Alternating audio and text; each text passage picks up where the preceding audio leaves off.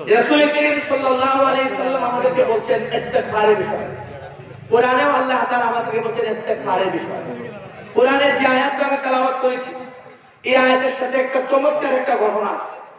যে হযরত সুফিয়ান সাউরি রাহমাতুল্লাহ আলাইহি, হযরত সুফিয়ান সাউরি রাহমাতুল্লাহ আলাইহির কাছে এক লোক আসছে হুজুরের কাছে, তার একটা সমস্যা নিয়ে। সমস্যাটা হলো তার সন্তান হয় না। এখন যে হুজুরের কাছে আসছে, আমাকে একটা আমল দেন বা কোন একটা তাবিজ দেন যেন আমার একটা সন্তান হয়। তো হুজুর তাকে আমল দিলেন, সুফিয়ান সাউরি রাহমাতুল্লাহ তাকে আমল দিলেন, যাও তুমি বেশি বেশি ইস্তিগফার করো। ওই লোকটা চলে গেছে। কিছুক্ষণ পর আরেকজন লোক আসছে। ওই লোক এসে তার আরেকটা সমস্যার কথা বললো, সেটা হলো সে অভাবে আছে। সে অভাবে আছে, এই জন্য সে এসে দোয়া চাইছে হুজুরের কাছে, আর বলছে হুজুর কোন আমল দেন যে আমলের দ্বারা আমি অভাব থেকে মুক্তি লাভ করতে পারি। হুজুর বললেন ঠিক আছে, যাও এক কাজ করো, বেশি বেশি ইস্তিগফার করো। সেও চলে গেছে।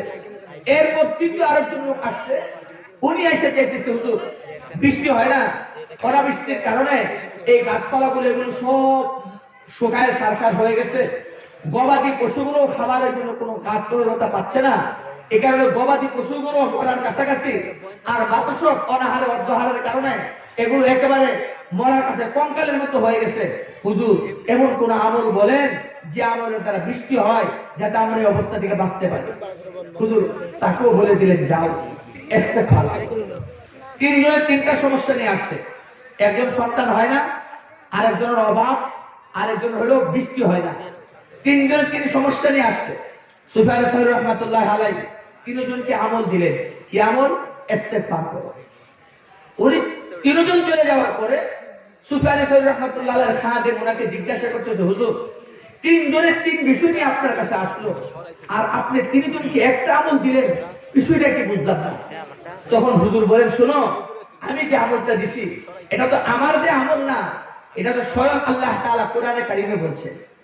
আল্লাহ কোরআনে স্বয়ং বলছেন, আল্লাহ বলেন ইস্তাগফিরু রাব্বাকুম ইন্নাহু কানা গাফফারা। তোমরা তোমাদের রবের কাছে ইস্তিগফার করো, বেশি বেশি আস্তাগফিরুল্লাহ আস্তাগফিরুল্লাহ আস্তাগফিরুল্লাহ করো। কি হবে এটা করলে? ইউসিলিস সামা আলাইকুম মিদরারা। তোমরা যদি বেশি বেশি ইস্তিগফার করো, আল্লাহ তাআলা সময় মতো তোমাদেরকে বৃষ্টি দান করবে। ইউসিলিস সামা আলাইকুম মিদরারা ওয়া ইউমদিদুকুম বিআমওয়াল।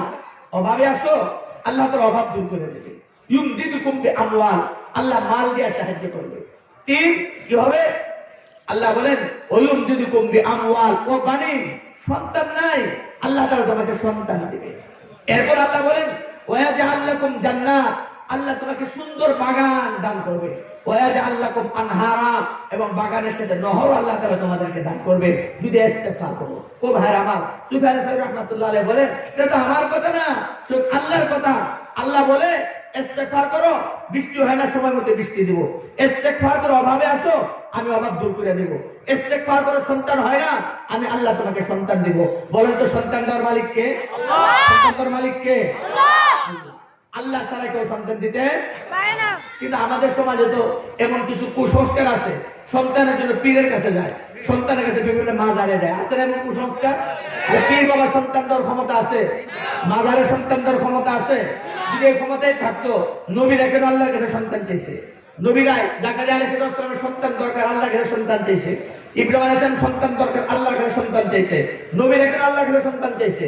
জানে আল্লাহ ছাড়া কেউ সন্তান দেওয়ার মালিক নয়। সন্তান দেওয়ার মালিক কে? একমাত্র আল্লাহ। আল্লাহ একমাত্র। এইজন্য আল্লাহ বলেন ইস্তিগফার করো, তোমার সন্তান হয় না, আমি আল্লাহ তোমাকে সন্তান দেব। এরপর হাদিস যে আপনাদের সামনে যে হাদিস পাঠ করছিলাম, এই হাদিসই তো আল্লাহ রাসূল সাল্লাল্লাহু আলাইহি সাল্লাম চমৎকার ভাবে বলেন, মান লাজিমাল ইস্তিগফার জাআলাল্লাহু মিন কুল্লি হাম্মিন ফারাজা। বলেন এমন কোন মানুষ আছে যার কোনো না কোনো পেরেশানি নেই? আছে কোন মানুষ? এমন কোন মানুষ পাবেন না যার কোনো না কোনো পেরেশানি নেই। প্রত্যেকেরই কোনো না কোনো পেরেশানি আছে। আপনি মনে করতেছেন এই লোকটা খুব সুখে আছে, শান্তিতে আছে, তার সাথে কথা বলেন, দেখবেন যে খবর পাবেন তার ভিতরে এমন সমস্যা আছে যে আপনি এর চেয়ে আরো অনেক ভালো আছে। ঠিক কিনা বলে? মনে হয় যে লোকটা বড় আরামে আছে, আলোচনা করলে দেখা যায় সে আপনার চেয়ে আরো বেশি কষ্টে আছে। কোন মানুষ এমন নাই যার ভিতরে পেরেশানি নাই, কম বেশি পেরেশানি। হাকিম আল্লামা আশরাফ আলী থানভী রাহমাতুল্লাহ আলাইহি ওনার এক কিতাবে চমৎকার ঘটনা লেখছেন। আশরাফ আলী থানভী রাহমাতুল্লাহ আলাইহি যে এক লোক হযরত খাজা খিজির আলাইহিস সালামের সাথে সাক্ষাৎ হয়েছে। খিজির আলাইহিস সালাম সম্পর্কে কতটুকু বুঝেন? তিনি একজন আল্লাহ পাকের নেক বান্দা। তিনি নবী ছিলেন কি নবী ছিলেন না এত মতভেদ আছে। কেউ বলছে তিনি নবী ছিলেন, কেউ বলছে তিনি নবী না। উনি জীবিত আছেন, কিয়ামত পর্যন্ত জীবিত থাকবেন। আল্লাহ তাআলা ওনাকে ইলমে তাকবীর সৃষ্টিগত কিছু কাজের দায়িত্ব ওনাকে দিয়ে রাখছে। আল্লাহ তাআলা ওনার সাথে মুসা আলাইহিস সালামের ঘটনা, ওনার সাথে সাক্ষাৎ কোরআন কারীমের তাফসীর বিস্তারিতভাবে বর্ণনা করেছেন। খিজির আলাইহিস সালামের ঘটনা এবং মুসা আলাইহিস সালামের ঘটনা বিস্তারিতভাবে বর্ণনা করেছেন। ওখানে একটা ঘটনা এমনও আছে, খিজির আলাইহিস সালাম আর মুসা আলাইহিস সালাম একসাথে সফর করতেছে। এক জায়গায় গিয়া খিজির আলাইহিস সালাম এক কাজ করলেন কি, একটা ছোট বাচ্চা খেলাধুলা করতেছে, একটা ছোট বাচ্চা খেলাধুলা করতেছে।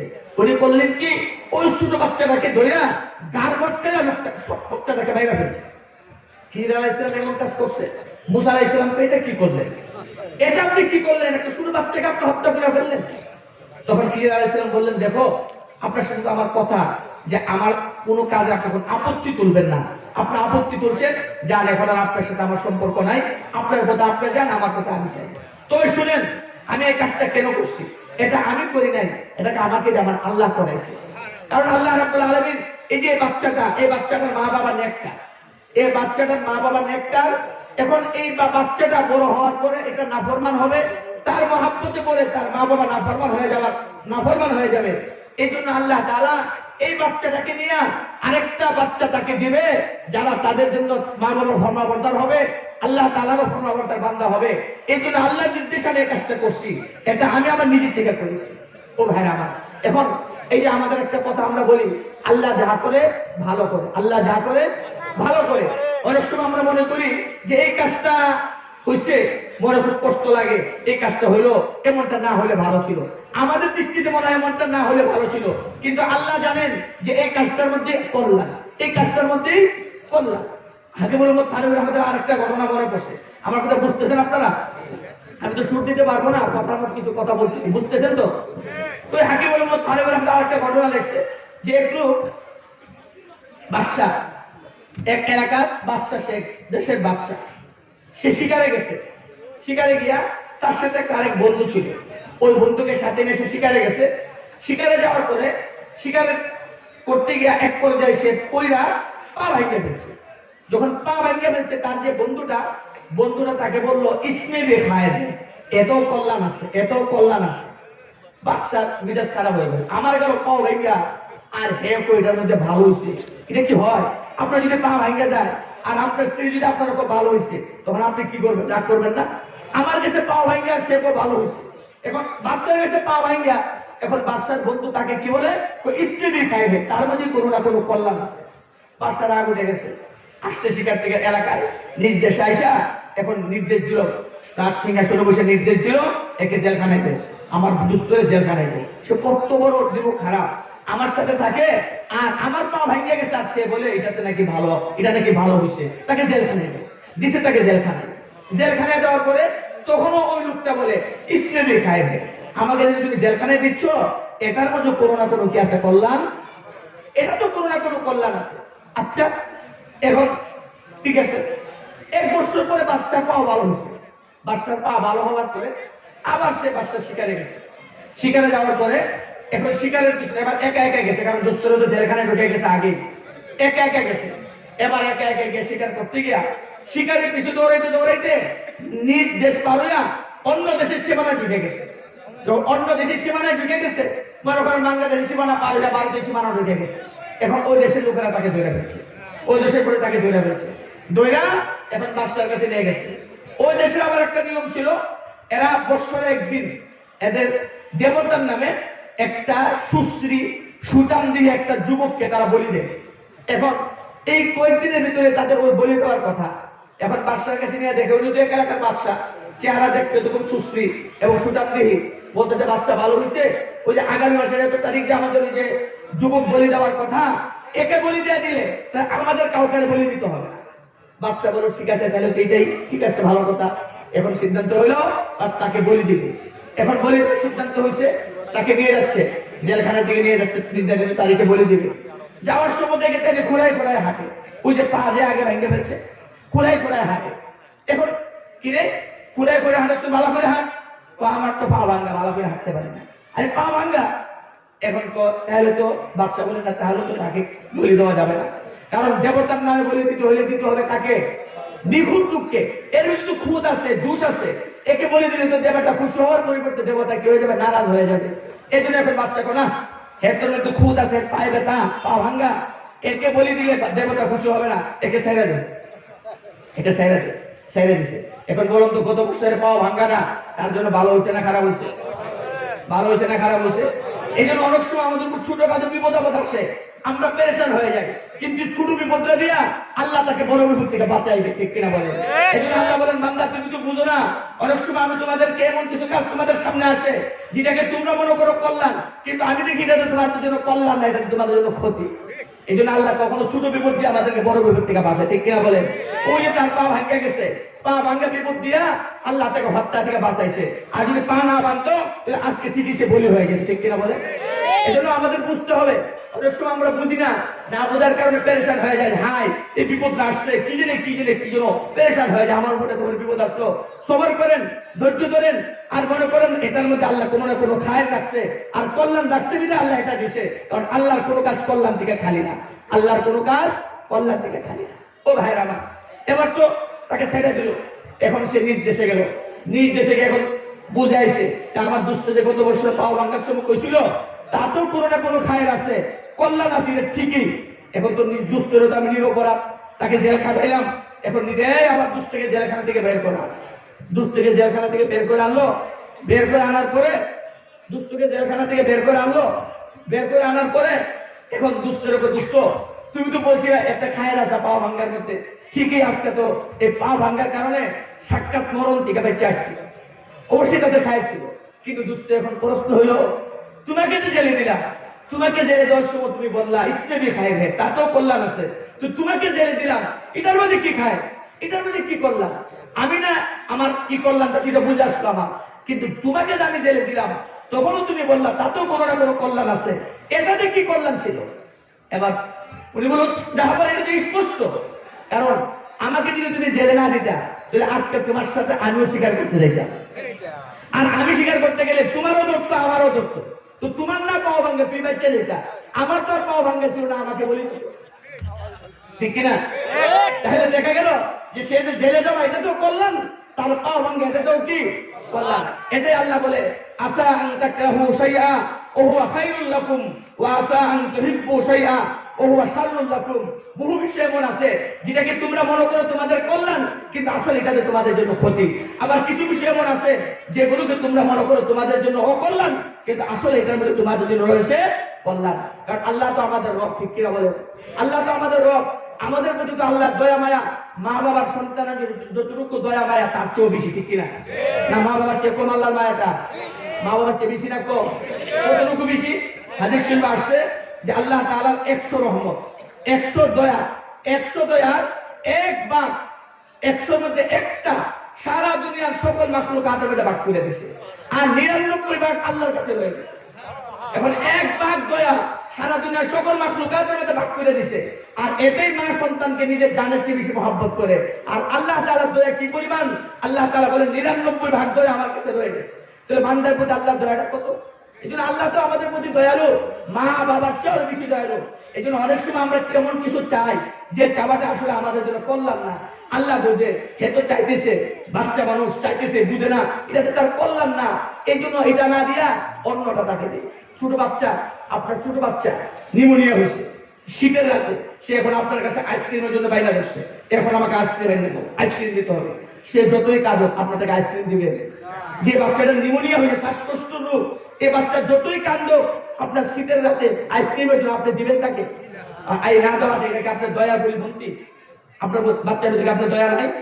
দয়া আছে বাচ্চার প্রতি আপনার, বাচ্চার প্রতি দয়া থাকার পরও আপনি তাকে দিচ্ছেন না কেন? কারণ না দেওয়াটার মধ্যেই দয়া, ঠিক কিনা বলেন? কারণ এটা নিশ্চিত একটু তার নিউমোনিয়া, শ্বাসকষ্ট, আবার শীতের রাত্রে এখন যদি সে আইসক্রিম খায় তার ঠান্ডা রোগ আরো বাড়বো, এমনকি শ্বাসকষ্ট সে বাড়াও যেতে পারে। এই জন্য তার জন্য এটা করলাম না, যেহেতু তার জন্য এটা করলাম না, আপনার দয়া আপনাকে বলতেছে, সন্তানের প্রতি আপনার মায়া, সন্তানের প্রতি আপনার দয়া আপনাকে বলতেছে তাকে আইসক্রিম দেওয়া যাবে না, আইসক্রিমের পরিবর্তে অন্য কিছু দিয়ে তাকে আপনি বুঝতেন, ঠিক কিনা বলেন?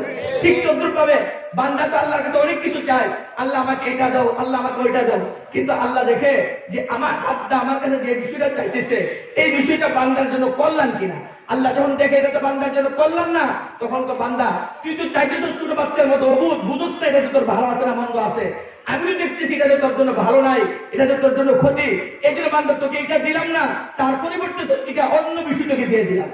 যেমন আইসক্রিমের পরিবর্তে ললিপপ দে, আইসক্রিমের পরিবর্তে অন্য কিছু একটা দে, বাবা এটা নাও এটা নাও এটা নাও। ঠিক তো আল্লাহ যেন ও বান্দা তুই যেটা চাইছো যেটা তোর জন্য করলাম না, এটা তোকে দিলাম না, এর পরিবর্তে তোকে আমি আর একটা উত্তম জিনিস তোকে দিয়ে দিলাম। এটা হলো আল্লাহ পাকের দয়া। তো বলতেছিলাম যে কথা, মুসা আলাইহিস সালাম কোন ঘটনাতে গেছিলাম এখানে? খিজির আলাইহিস সালামের ঘটনা থেকে।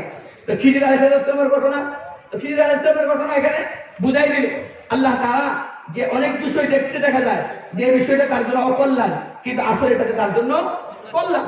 বাচ্চাটা যে হত্যা করে ফেলছে খিজির আলাইহিস সালাম, দেখতে দেখা যায় কাজটা বড় মহাপাপ হয়ে গেছে, কিন্তু আল্লাহ তাআলার হুকুমে খিজির আলাইহিস সালাম এই কাজটা করছে এবং এটা আল্লাহ এই জন্যই করাইছে যে এটাতেই তার মা বাবার জন্য কল্যাণ এবং এটাতেই সন্তানদের জন্য কল্যাণ, ঠিক কিনা বলে?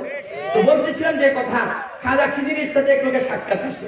সাক্ষাৎ হওয়ার পরে খিজির আলাইহিস সালাম কে বলছে, হুজুর আমার তো কপাল ভালো, আপনার সাথে দেখা হয়েছে, তা আপনার তো আল্লাহ তাআলা ইলমে তাকবীরের ক্ষমতা দিয়েছে, তো আপনি আমার জন্য একটু দোয়া করেন, আল্লাহ যেন আমাকে সুখী করে দেয়, আল্লাহ যেন আমাকে কি করে দেয়, সুখী করে দেয়।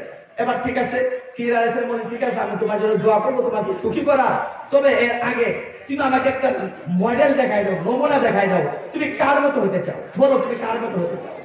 সে চিন্তা করলো এটা তো ভালো কথা। এবার সে চিন্তা করলো শহরের সবচেয়ে বড় লোক যে এর তো মনে হয় সুখী, তার কথাই বলে দিল। বুড়াগিরা চিন্তা করলো যে ওই লোকটাই সুখী, চিন্তা করলো ওনার কথাই বলে দিল। এবার চিন্তা করে আচ্ছা তার কোনো ভিতরে কোনো সমস্যা আছে কিনা, পেরেশানি আছে কিনা, একটু তাকে জিজ্ঞাসা করে আসে। ওনাকে জিজ্ঞাসা করছে, তো ভাই আমার তো ভাগ্যটা অনেক ভালো, খাজা খিজির সাথে আমার সাক্ষাৎ হয়েছে, তিনি আমাকে বলছে আমি একটা নমুনা দেখাই দিলে তিনি আমার জন্য দোয়া করবেন, আল্লাহ আমাকে তার মতো বানাই দিলে, তা আমার তো মনে হয় পৃথিবীর বুকে আপনি সত্যি সুখী আছেন, তা আমি একটু আপনার মতো হতে চাই। এই লোককে দেখো ক্ষমতা, আমার মতো হলো না, আমি যে ভিতরে কি পরিমাণ জ্বালা ভোগ করতেছি তুমি যদি জানতা কোনদিন আমার মতো হওয়ার কল্পনাও করতে না। এবার কথা হলে আর কি করা, বা আরেকজন লোক বাইর করছে, আরেকজন লোক বাইর করার পরে মনে হচ্ছে লোকটা খুব সুখী, এখন জিজ্ঞাসা করছে ভাই এরকম এরকম ঘটনা, তিনিও বলে না ভাই আমার মতো হলো না, আমি যে কি জ্বালা ভোগ করতেছি কি কষ্টে আছি তুমি জানলে কখনো আমার কথা বলতে আমার মতো হতে চাইতে না। দুই আরেকজনের কাছে গেছে, এইভাবে যার কাছেই যায় সেই শুধু বলে যে আমার মতো হবে না ভাই, আমার মতো হলে তোমার দুঃখের সীমা থাকবে না। লোকটা একটু পেরেশান, কি একটা মডেল ভাবো না, একটা মডেল ভাবো না, একটা নমুনা পাবো না।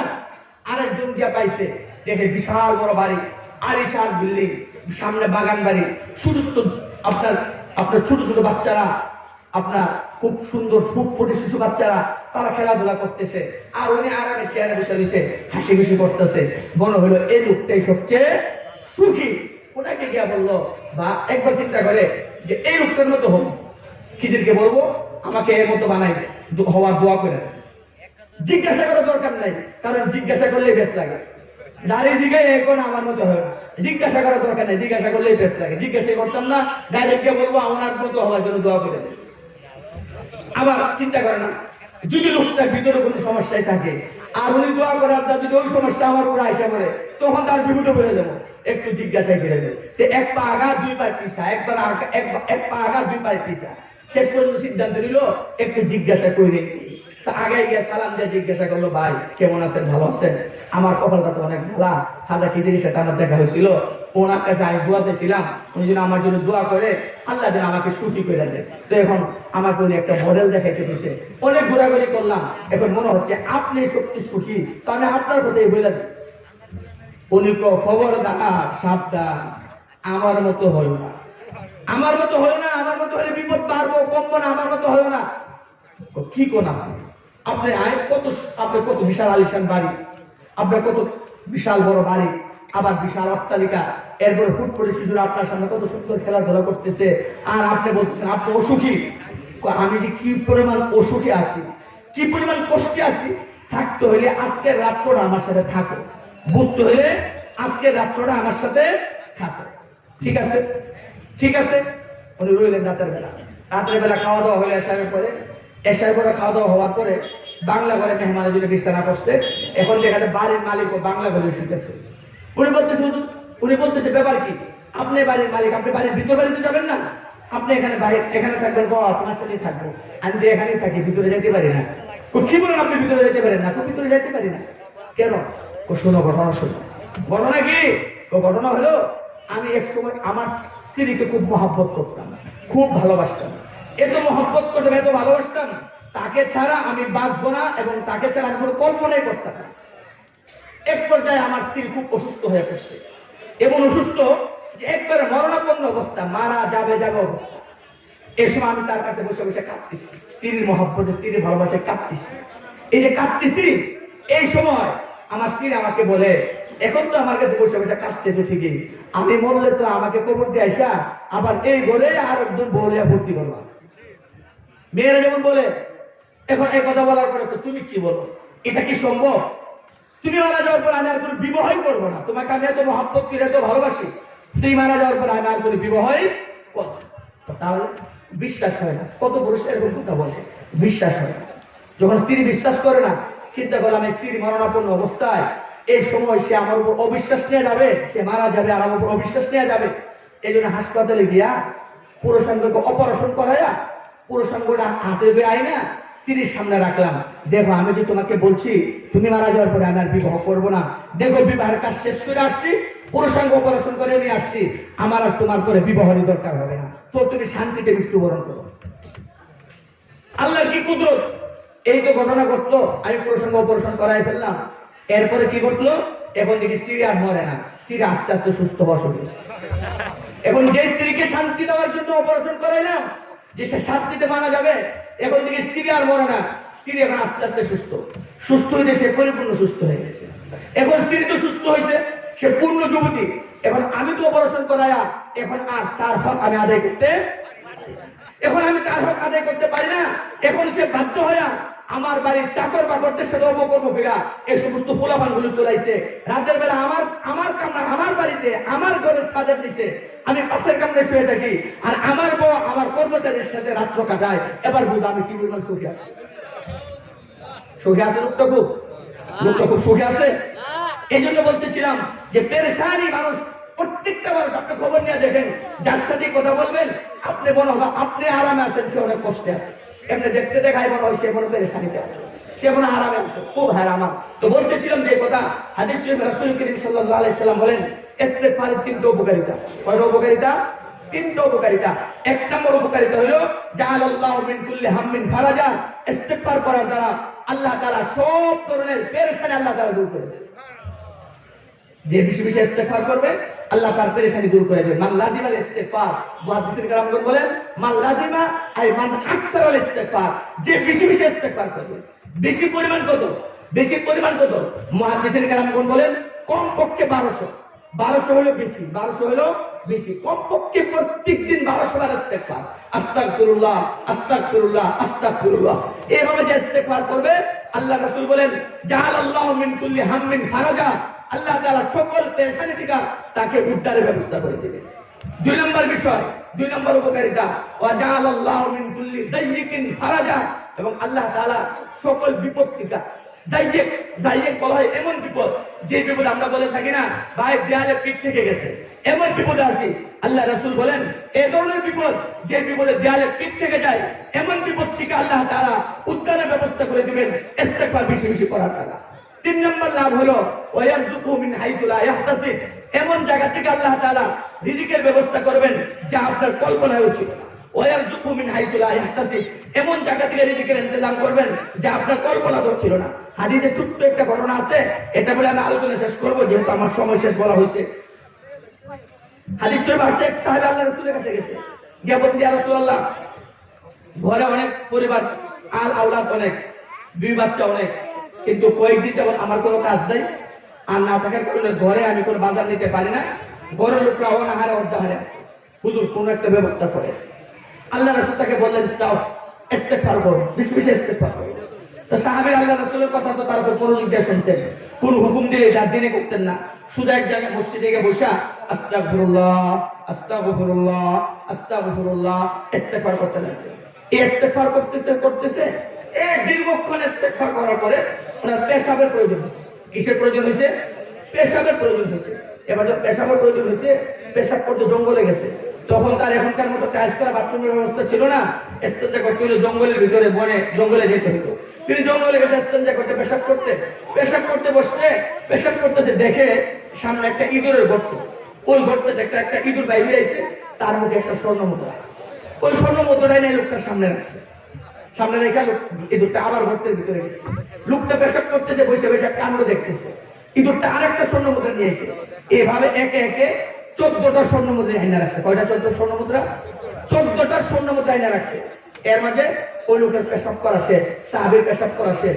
এবার সাহাবী ইঁদুর জন্য লেজ লড়াই বলতেছে, আমার কাছে আর নাই, থাকলে আরো নিয়ে আসতাম, থাকলে আরো নিয়ে আসতাম।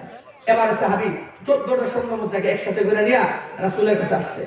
বলতে, ইয়া রাসূলুল্লাহ, আপনার কাছে আমি অভাবের অভিযোগ করছিলাম, আপনি আমাকে বলছিলেন ইস্তেগফার করতে, আমি মসজিদে বসে ইস্তেগফার করতেছিলাম, পেশাবের দরকার হয়েছে, পেশাব করতে গেছি, এখন ইঁদুর আইনা এগুলো আমার সামনে রাখছে, এখন কি করতে পারি? আল্লাহ রাসূল বলেন, শোনো, তোমার ইস্তেগফারের বদলতে আল্লাহ তাআলা ইঁদুরের মাধ্যমে তোমার রিজিকের ব্যবস্থা করে দিয়েছে। এইজন্য ভাই আমার ইয়াকিন বিশ্বাসে যদি ইস্তেগফার করেন, আল্লাহ তাআলা আপনার রিজিকের মধ্যে বরকত দিবে। এইজন্য এই আমল, ইস্তেগফারের আমল অন্তত পক্ষে দৈনন্দিন 1200 বার শুধু অতটুকু যদি বলেন আস্তাগফিরুল্লাহ আস্তাগফিরুল্লাহ আস্তাগফিরুল্লাহ, অতটুকু বললে হয়। তবে ইমাম বুখারী বলছেন আস্তাগফিরুল্লাহ ওয়া আতুবু ইলাইহি, অতটুকু করাটা ভালো। আস্তাগফিরুল্লাহ ওয়া আতুবু ইলাইহি, আস্তাগফিরুল্লাহ ওয়া আতুবু ইলাইহি। এই ইস্তেগফার বেশি বেশি পড়বেন, আল্লাহ তাআলা আপনার রিজিকের পেরেশানি দূর করে দেবে, বিপদ আল্লাহ তাআলা আপনার দূর করে দেবে, পেরেশানি আল্লাহ তাআলা দূর করে দেবে। আল্লাহ